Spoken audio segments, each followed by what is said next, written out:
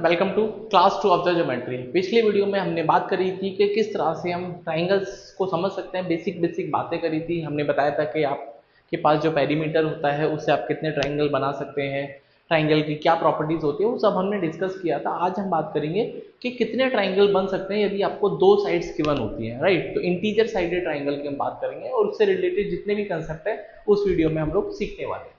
तो चलिए शुरू करते हैं। तो एक क्वेश्चन मैंने लिया है, उसके बाद इस क्वेश्चन के ऊपर चर्चा करते हैं सो दैट आपको जो मैं कंसेप्ट सिखाना चाहता हूँ उसको सीख पाए। If two sides of the triangle are 6 centimetre and 8 centimetre, find the number of possible triangle. कितने ट्राइंगल आप बना सकते हैं, कंडीशन अप्लाइड। ये जो तीसरी साइड है वो भी एक इंटीजर होनी चाहिए, राइट। तो अगर हम ये बात करते हैं कि आपके पास एक ट्राइंगल है ABC, इसकी एक साइड 6 सेंटीमीटर है, दूसरी 8 सेंटीमीटर है, तीसरी को हम k सेंटीमीटर अज्यूम कर लेते हैं। तो we have to find the range of k, क्योंकि जितने k पॉसिबल होंगे उतने ट्राइंगल हम बना सकते हैं, ठीक है। तो मैंने आपको पिछले वीडियो में एक बात बताई थी कि ट्राइंगल बनाने के लिए दो इंपॉर्टेंट प्रॉपर्टीज है।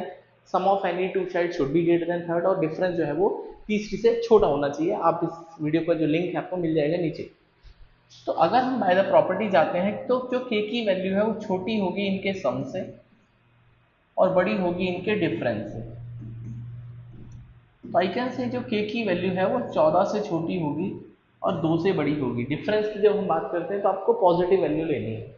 तो k 2 से बड़ा होना चाहिए और 14 से छोटा होना चाहिए और इंटीजर होना चाहिए। तो k की मिनिमम वैल्यू क्या हो सकती है? आप बोलोगे सर मिनिमम वैल्यू 3 हो सकती है, 4 हो सकती है, 5 हो सकती है, 6 हो सकती है, and it can go up to 12, 13। It can go up to 13। तो हमारे पास ये सारे के सारे रेंजेस पॉसिबल हैं, ठीक है। ये अभी इसमें से कितने ट्राइंगल बन पाएंगे? तो I can say number of triangle, हाँ ट्राइंगल्स कितने बन पाएंगे? 1 2 3 से लेके 13 कितने नंबर होते हैं?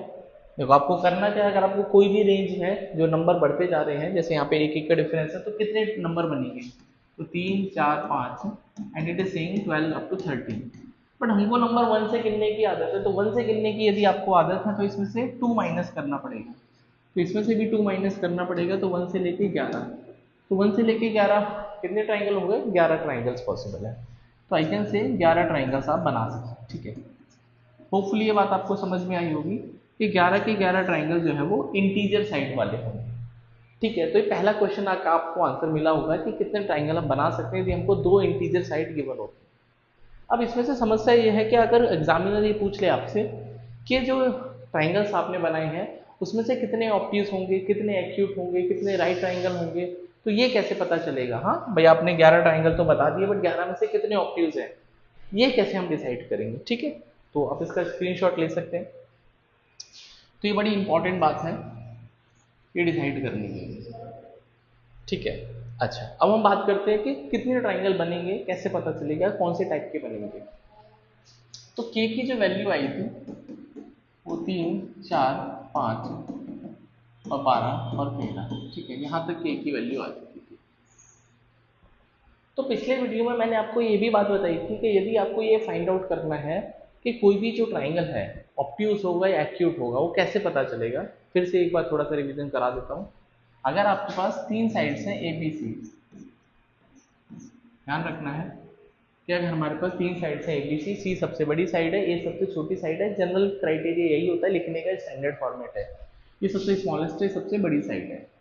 तो अगर जो सबसे बड़ी साइड है दोनों के स्क्वायर के सम से बड़ी है, तो वो जो ट्राइंगल बनेगा वो ऑब्ट्यूज बनेगा। हाँ, this will be the obtuse triangle. अगर ये इक्वल है तो ये पाइथागोरस को फॉलो करेगा, दैट इज राइट ट्राइंगल। और अगर ये लेसर है तो यहाँ से आपके पास एक्यूट ट्राइंगल बनेगा। Hopefully it is clear. तो इसी कंडीशन को हम लगा के देखते हैं। तो आपके पास एक साइड है 6, एक 8 के। अब यहाँ से दो केसेस पॉसिबल है, कौन कौन से? या तो इन सब में 8 बड़ा हो सकता है, हाँ 8 लार्जेस्ट है, या k लार्जेस्ट हो सकता है। अब किसी बच्चे के दिमाग में ये भी आ रहा होगा कि सर 6 क्यों नहीं लार्जेस्ट हो सकता? 6 तो किसी भी केस में लार्जेस्ट नहीं हो सकता। क्यों? क्योंकि अगर 6 लार्जेस्ट है तो फिर 8 स्मॉलेस्ट होना पड़ेगा, ये तो पॉसिबल नहीं है। और अगर k की वैल्यू 3 ली है आपने, 3 4 5, 3 4 5, तो उस केस में 8 लार्जेस्ट बनेगा। और अगर ये k की वैल्यू 9, 10, 11, 12, 13 हो गई तो फिर ये बड़ा हो जाएगा। तो 6 तो किसी भी केस में बड़ा हो ही नहीं सकता। अच्छा, अगर मान लो 8 लार्जेस्ट है तो 5 हमें कैसे पता चलेगा ऑप्ट्यूज कितने बनेंगे? बड़ा सिंपल सा पंगा हो गया। देखो 8 square should be greater then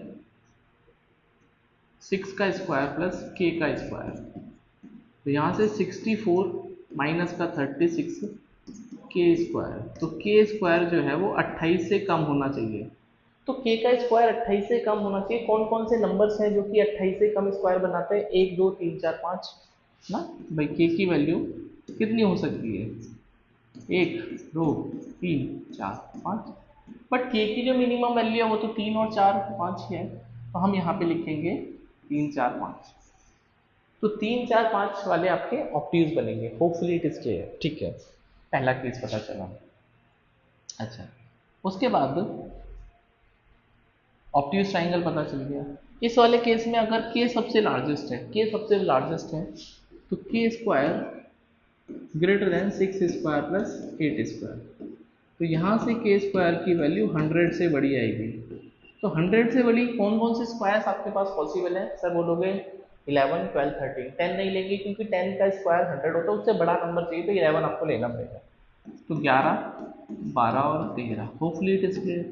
तो 11, 12, 13 के लिए आपको ऑप्ट्यूज ट्राइंगल बनेगा ना। This is the case for the obtuse triangle. Obtuse triangle, obtuse triangle.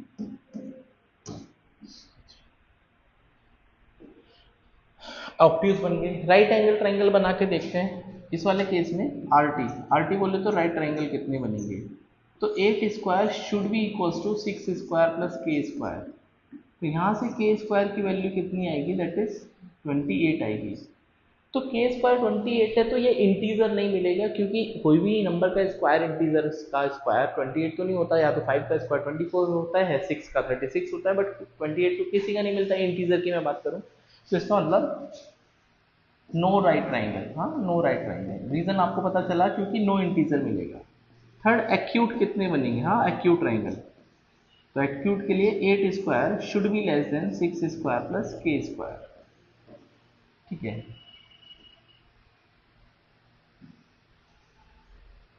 तो अगर हम इस वाले फॉर्मूले को सॉल्व करेंगे, यहाँ से 64 इज 36 प्लस का के स्क्वायर। तो यहाँ से के स्क्वायर जो है वो बड़ा होना चाहिए 28 से।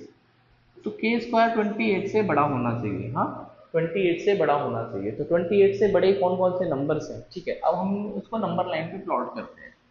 3, 4, 5, 6, 7, 8, 9, 10, 11 और 12 और 13। तो ये आपने के की वैल्यू प्लॉट करी। अब मेरी बात को ध्यान से सुनना है, हमने क्या क्या किया है। देखो 3, 4, 5 पे ऑब्ट्यूज ट्राइंगल बनेंगे।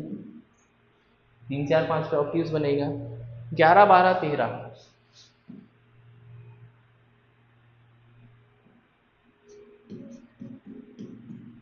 ऑब्ट्यूज ट्राइंगल बनेगा। ठीक है, अभी दूसरे वाले केस में अगर मैं आर टी देखता हूँ राइट ट्राइंगल, तो K square should be equal to 6 square plus 8 square. तो यहाँ से के स्क्वायर की वैल्यू 100 आएगी। इट मीन्स जो के की वैल्यू है वो 10 आएगी। तो 10 तो एक इंटीजर है ऑफ कोर्स। इसका मतलब यहाँ पे आपको एक पर्टिकुलर केस में आपको आर टी मिलेगा। सिर्फ 10 पे आपको राइट ट्राइंगल मिलेगा। बाकी जो बचेंगे वो एक्यूट बचेंगे। ऑफ कोर्स ये भाई 28 से बड़े हो गए, तो 28 से बड़े का स्क्वायर ये सब जो है वो एक्यूट ट्राइंगल पे जाएगा। तो अगर फिर भी मैं ये पूछना चाहता हूँ आपसे कि राइट ट्राइंगल इस वाले केस में कितना बनेगा, तो के की जो वैल्यू है इस वाले केस में, भाई इस वाले केस में जो के की वैल्यू है वो करीब √28 और बोले तो 5 पॉइंट समथिंग आनी चाहिए। तो 5 पॉइंट समथिंग मतलब एक यहाँ पे आपको ये 5 पॉइंट समथिंग, अगर इंटीजर नहीं पूछा होता तो एक आपको आर टी यहाँ पे मिलता। बट ये मिला नहीं क्योंकि हम इंटीजर की बात कर रहे हैं। तो आई कैन सी मैक्सिमम आपको 2 राइट ट्राइंगल मिल सकते हैं। मैक्सिमम से ज़्यादा आपको राइट ट्राइंगल नहीं मिल सकते अगर आपको 2 साइड्स की बात है। तो this is point to be noted, maximum 2 right triangles are possible.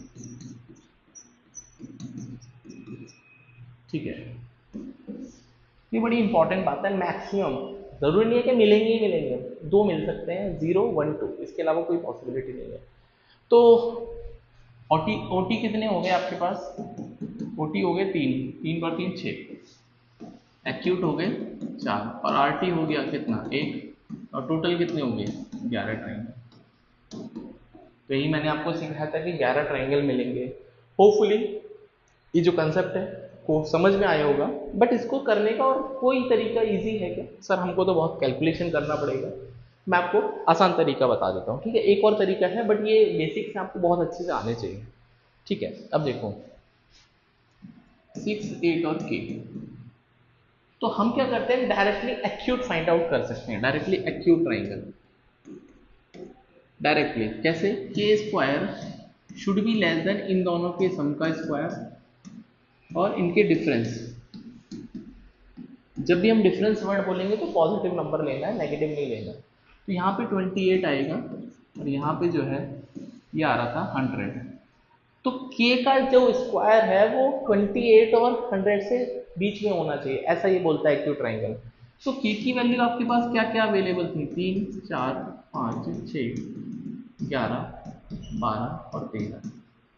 तो यू कैन सी 28 से बड़े स्क्वायर कौन से मिलेंगे? 6 7 8 9, बस 10 नहीं मिलेगा, क्योंकि 10 का स्क्वायर तो 100 हो जाएगा, आपको छोटा लेना है। तो जो k की वैल्यूज हैं 6 7 8 9, तो आपको मिलेगा एक्यूट ट्राइंगल। हाँ, एक्यूट ट्राइंगल। ये बात क्लियर हो गई? अच्छा, अब राइट एंगल ट्राइंगल की बात करते हैं। अगर हम राइट एंगल ट्राइंगल की बात करते हैं, 6 और 8, और दिमाग में तुरंत घंटी बजती है, सर 6 8 10 का ट्रिपलेट होता है, 6 8 10 का ट्रिपलेट होता है, दिस इज ट्रिपलेट। तो अगर ये ट्रिपलेट है तो k की जो वैल्यू है तीसरी वो 10 होनी चाहिए। कितनी? तो 10 क्या इस रेंज में आ रहा है ऑफकोर्स, हाँ, 10 यहाँ पे आएगा। इसका मतलब एक आरटी मिलेगा आपको। कितना मिलेगा? एक आरटी। बाकी क्या मिलेंगे? ऑब्ट्यूज बनेंगे। तो ऑब्ट्यूज ट्राइंगल कितने होंगे? Total minus acute minus RT, तो 11 माइनस के 4 माइनस का 1, तो 6 आपको ऑब्ट्यूज मिल रहे थे। देखो 6 ऑब्ट्यूज मिल रहे थे। तो होपफुली जो फंडा है आपको समझ में आया होगा कि किस तरह से हम नंबर ऑफ ट्राइंगल्स निकाल सकते हैं। यदि हमको इंटीजर साइडेड ट्राइंगल निकालने होते हैं और उसमें ऑब्ट्यूज कितने होंगे, एक्यूट कितने होंगे, राइट एंगल ट्राइंगल कितने होंगे, आपको ये बात बिल्कुल क्लियर समझ में आई होगी। तो नेक्स्ट वीडियो में हम लोग बात करेंगे important centres of the triangles. तो आज की वीडियो में इतना ही, मिलते हैं नेक्स्ट वीडियो में। तब तक चैनल को सब्सक्राइब करो, वीडियो को शेयर करा करो यार, पूरा वीडियो देखा करो, तभी तो आपको लर्निंग, आपको समझ में आएगा कि किस तरह से आप चीज़ों को सीख रहे हैं और इसकी एप्लीकेशन आपको समझ में आएगी। तो मिलते हैं नेक्स्ट वीडियो में, बाय, टेक केयर।